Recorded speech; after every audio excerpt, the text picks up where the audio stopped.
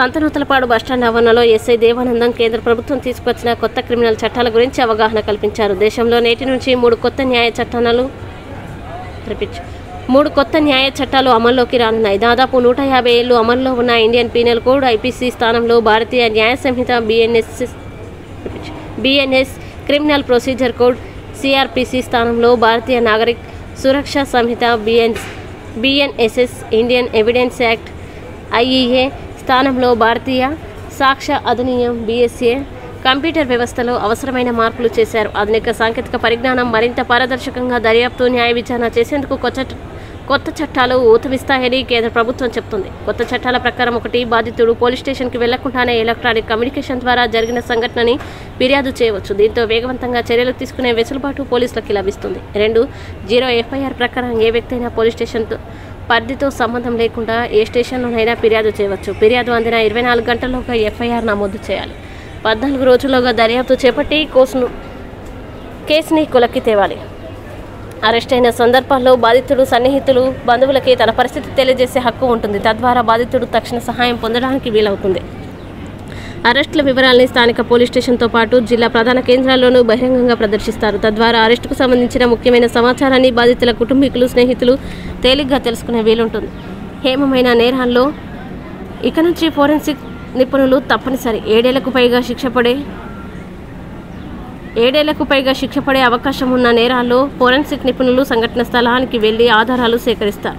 ఆ సమయంలో వీడియోగ్రఫీ తప్పనిసరి. దీనివల్ల దర్యాప్తులో నాణ్యత, విశ్వసనీయత పెరుగుతుందని విశ్లేషకులు చెబుతున్నారు. మహిళలు, చిన్నారులపై జరిగే నేరాల పరిష్కారానికి కొత్త చట్టాల్లో అధిక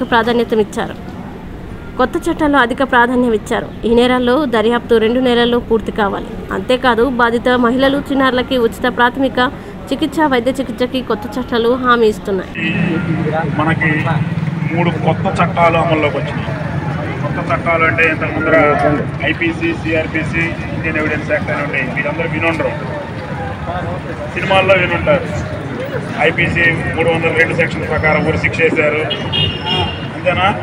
ఐపీసీ 376 ప్రకారం రేప్ కేసు జరిగింది అని ఇలాంటివి చెప్పుకుంటారు. ఐపీసీ అంటే ఏంటి? Indian penal code. ఇప్పుడు దాన్ని తీసేశారు. ఈ రోజు నుంచి ఐపీసీ సెక్షన్లు ఉండవు.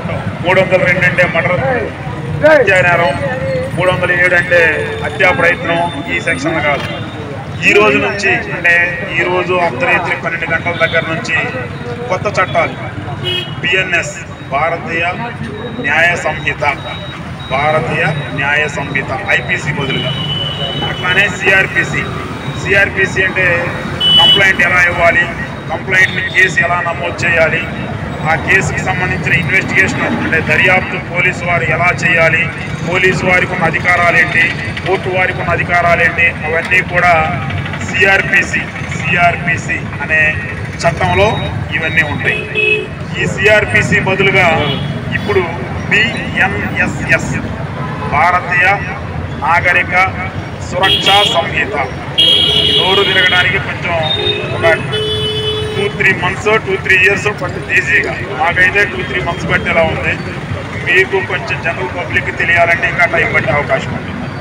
కాబట్టి ఉన్న వాటిలో మనం తెలుసుకోవాల్సింది, గతంలో ఐపీసీ బదులుగా మనకు మెయిన్ మన ఈ ఊర్లో కానీ మనం ఇళ్ళ మధ్యలో కానీ ఎక్కువగా ఐపీసీ కొట్లాట్ల, భార్యాభర్తల గొడవలు, లేకపోతే ఆడవాళ్ళు చేపట్టుకున్నారని, కూతురు మాట్లాడారని, ఇలాంటివి మన దగ్గర ఎక్కువగా వచ్చేది. లేదా నా ఇంట్లో దొంగతనం జరిగింది, లేకపోతే మోటార్ సైకిల్ పోయింది, ఇలాంటివన్నీ వస్తూ ఉంటాయి. ఇవన్నీ కూడా ఐపీసీలో ఉన్నాయి గతంలో. ఇప్పుడు దాని బదులుగా బిఎన్ఎస్, ఇది ఒకటి గుర్తుపెట్టుకోండి. మీ రేంజ్, మీ యొక్క స్థాయికి ఇది ఒకటి బిఎన్ఎస్, భారతీయ